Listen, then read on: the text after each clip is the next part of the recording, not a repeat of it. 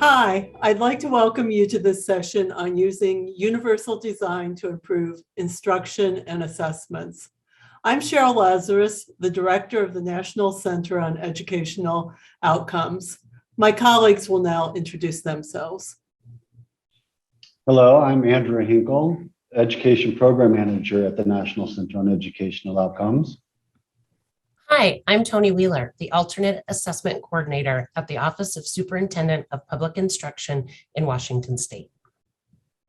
I'd like to tell you a little bit about the organization of this session. First, I'll give a really brief overview of universal design. Then Toni will tell you a little bit about how Washington uses universal design to keep access at the forefront and to improve practice. And then we will conclude with Andrew sharing some strategies and resources that will support student success and improved outcomes. Perhaps it's always good just to really start at the basics as to what universal design is. There are two types of universal design. There's universal design for learning and universal design of assessments. There are several different definitions out there for universal design for learning, but my favorite is the one from the Higher Education Opportunity Act of 2008.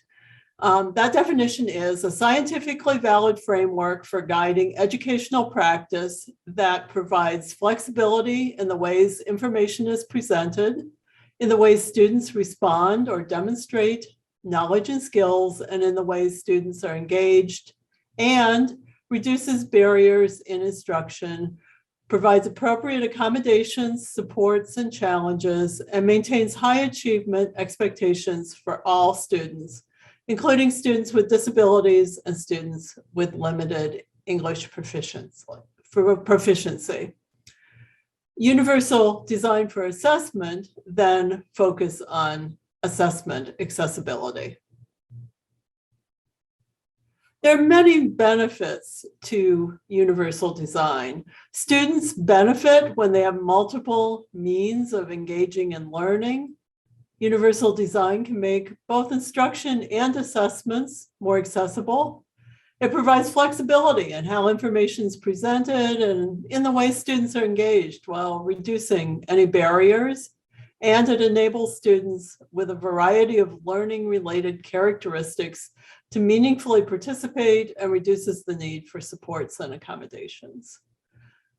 I'm now going to turn it over to Toni, and she'll tell you a little bit about what Washington is doing. Thank you, Sheryl. When I think of universal design and how that is operationalized in our alternate assessment for students with the most significant cognitive disabilities, I think it is important to articulate the foundational principles we keep at the forefront, which becomes an internal check for our decisions around the assessment. Our foundational principles include: this assessment should be flexible enough to account for the variability of students who take this assessment. The student's primary teacher is the expert on the student's access, communication, and interest needs. The assessment should allow for presentation and student response to content to closely match each student's instructional context. Assessment development and assessment administration should be reflective of the student's learning environment. All assessment components must support quality instruction and best instructional practice. We assume ample academic instructional opportunity is being provided to each student. And most importantly, we have the expectation that all students can learn academic content.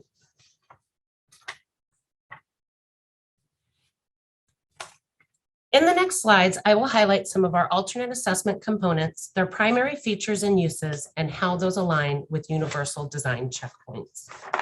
First is our access point framework, which are the backbones of our assessment.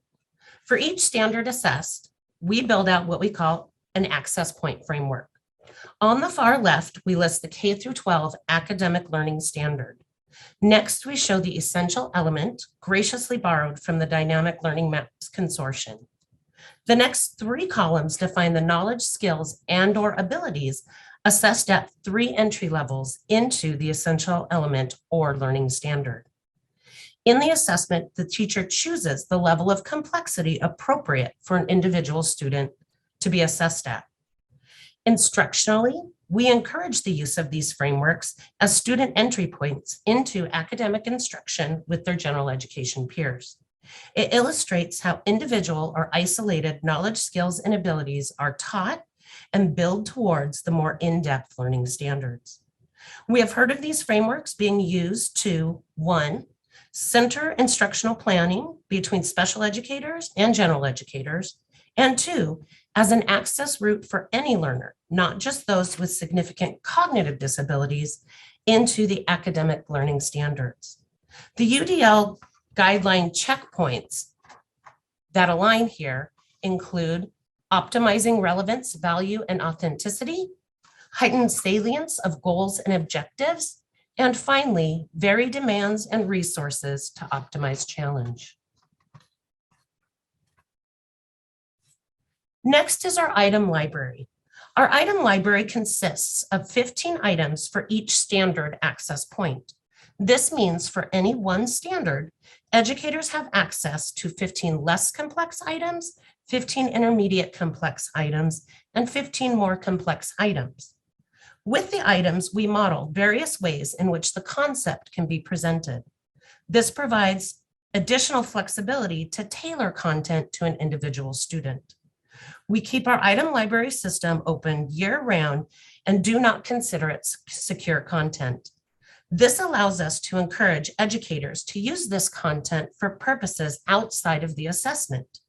We encourage teachers to use this content for baseline information for determining where to begin instruction, progress monitoring, and even for instructional use.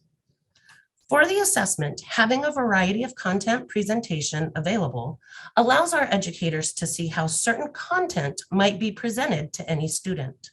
We find this holds immense value in the instructional space too, as our educators, who may not be as familiar with the state learning standards, see how content unfamiliar to them might be represented for a student with unique learner characteristics. The UDL guideline checkpoints that this practice aligns to is offers ways to customize and display information, offer alternatives for auditory and visual information, vary the modes for response and navigation, build fluencies with graduated level of support for practice and performance, and finally, varies the demands and resources to optimize challenge.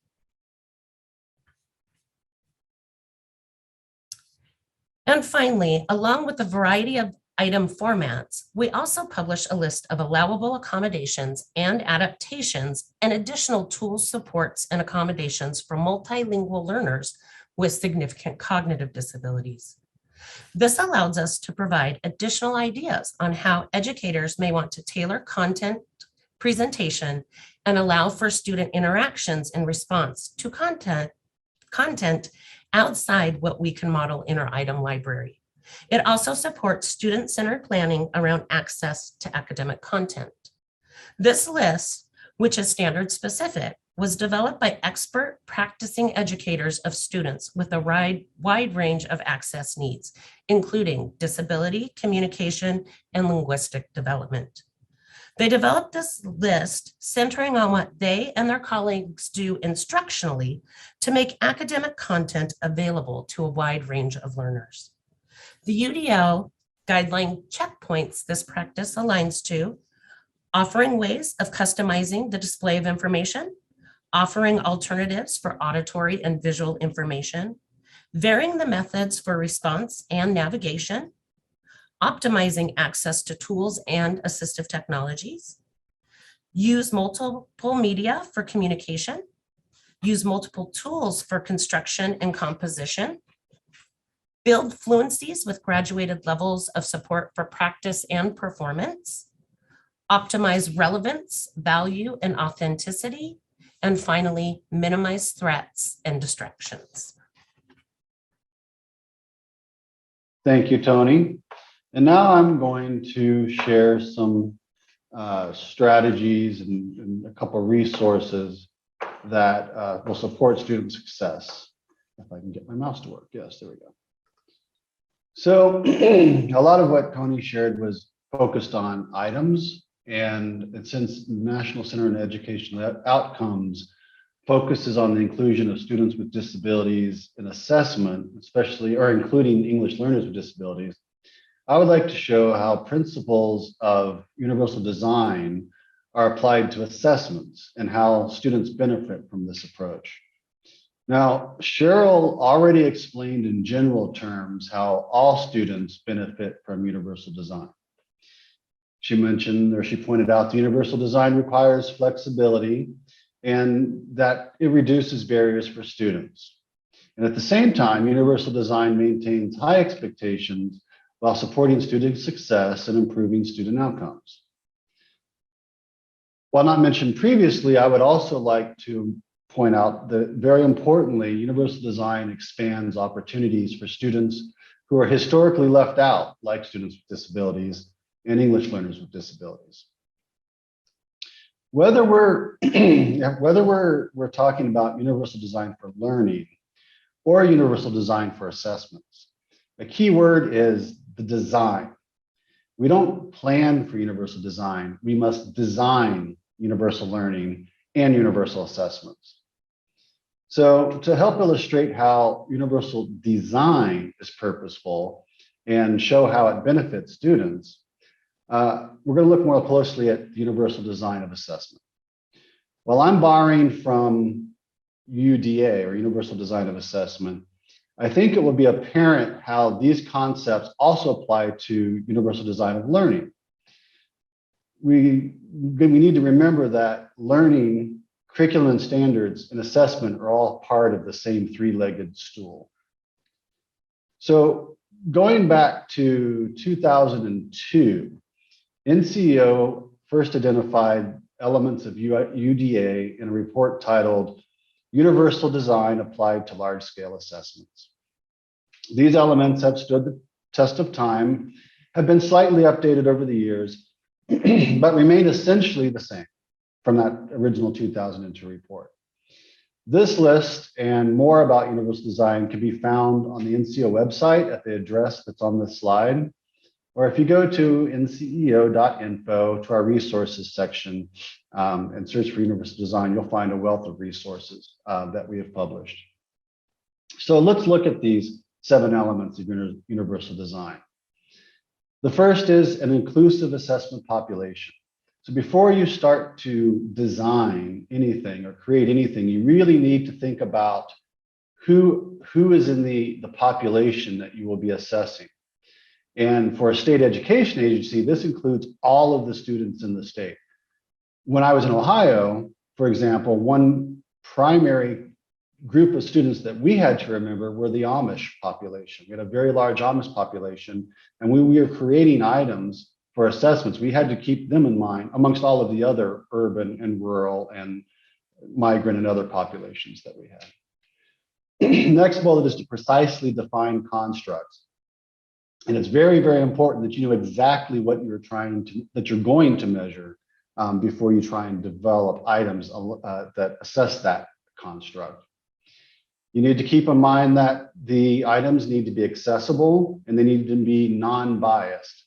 When it comes to large-scale assessments, there's always going to be a bias committee that's going to review items and look at them for bias.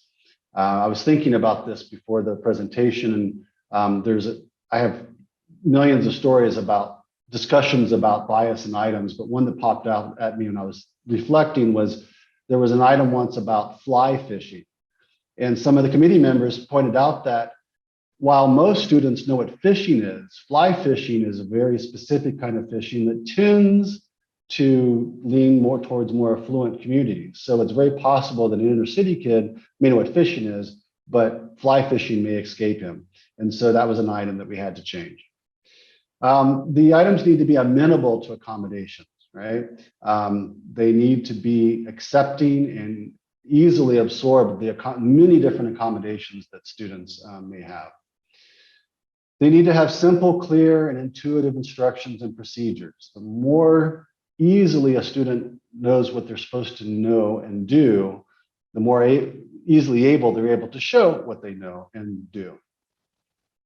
The items need to have maximum readability and comprehensibility. You definitely need to test the items for readability level for the grade level of the students they're on, but you also need to consider students like migrant populations and English learners, trying to avoid idiomatic expressions whenever possible, for example. And then maximum legibility. And maximum legibility it benefits all students, not just students who are maybe visually impaired, but it includes elements such as very sharp contrast, black on white, sans serif fonts on an online assessment, and font that's large enough for the majority of students. Next slide.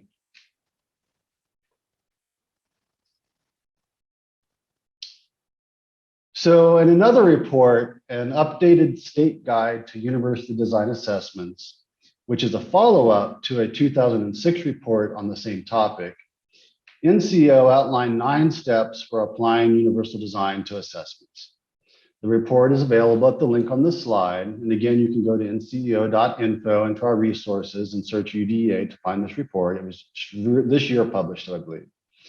And in this report, those 9 steps, the 4th step is in the process is developing items. So I'm borrowing from that step to kind of show you applied use of design for universal design. And hopefully this will help kind of solidify how universal design benefits students.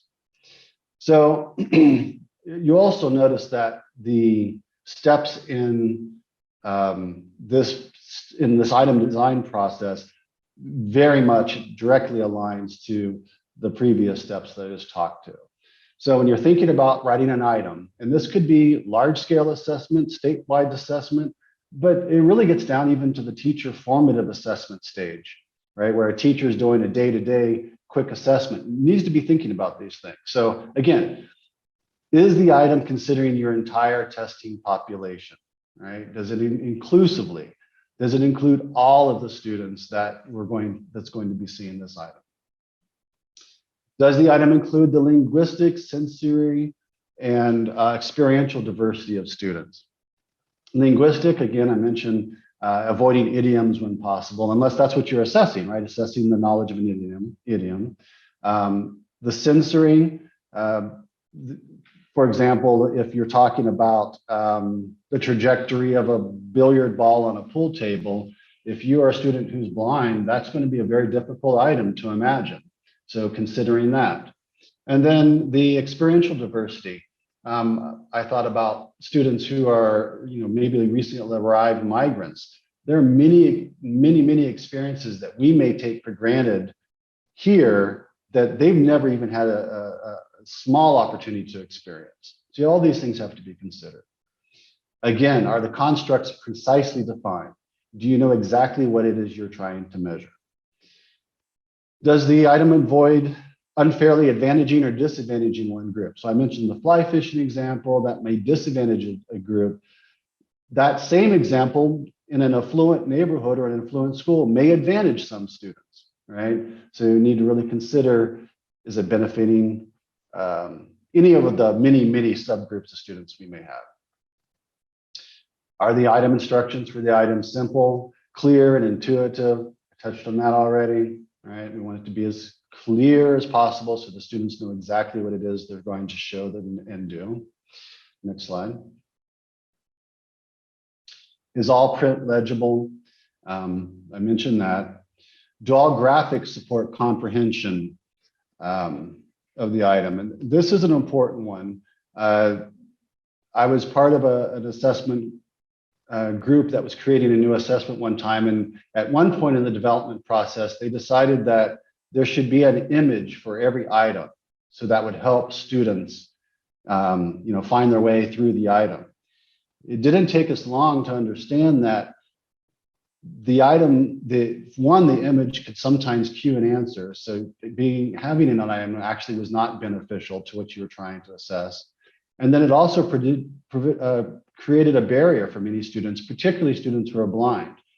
trying to describe that image to them, it did not help at all. And they had less access to the item than other students because of that additional graphic. So when graphics are used, they really need to be used judiciously and with purpose so that they are specifically, explicitly supporting the comprehension. And then for all graphics, are there ways for students to access the graphic if they are blind or visually impaired? So if you must use a graphic, you need to really think about, is this accessible to that student who is blind? If it is a graph or a figure or a table, is there a way for that student to also equally and fairly access that graphic? And then are there ways for students to access items besides print? There are students who are not blind who cannot access printed text, and they also need to have equal access to what they're being asked to do and know. So that's sort of a quick overview, applied example of universal design. It is an approach that, when done well, will improve accessibility for a wide variety of students. And this, in turn, is equally applied to not only assessment, but in this case, also learning. Thank you. Thank you for attending our session. If you want any additional information, feel free to contact any of us. Our email addresses are here, as well as the websites of NCEO and the Washington Office of the Superintendent of Public Instruction. Thank you.